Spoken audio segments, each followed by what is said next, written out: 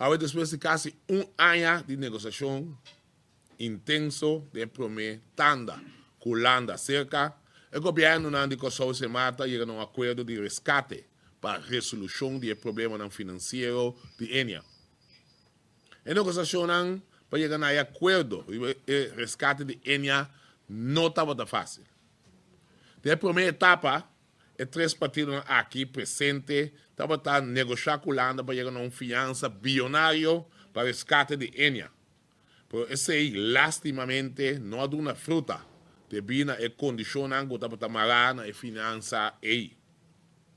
El consejo es negativo de CFTI, pero primariamente para el motivo que Kosovo lo queda pegar para 30 años largo de una situación que casi no puede hacer inversión en su economía, gobernación, enseñanza y infraestructura.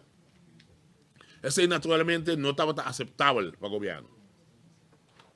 Sin embargo, mirando que la situación de Enia es un caso trágico, que si va a fallir, es que lo afecta 30.000 asegurados, de cual 25.000 en Kosovo, nós como gobierno no podemos quedar cinta man cruzar. E 25.000 pensionados aí estão a depender de NAN, de forma quase metade da população de Kosovo.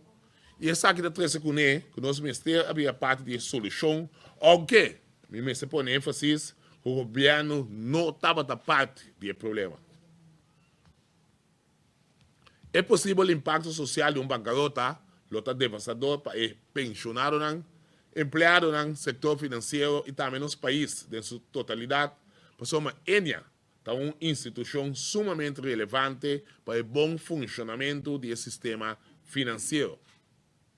Para fazer uma comparação, durante a Covid, nós havia quase 1.000 milhões de Holanda para passar a temporada aí. Sendo que o resgate de Enia lo custa ao país quase 2 vezes mais tanto que a fiança durante a Covid.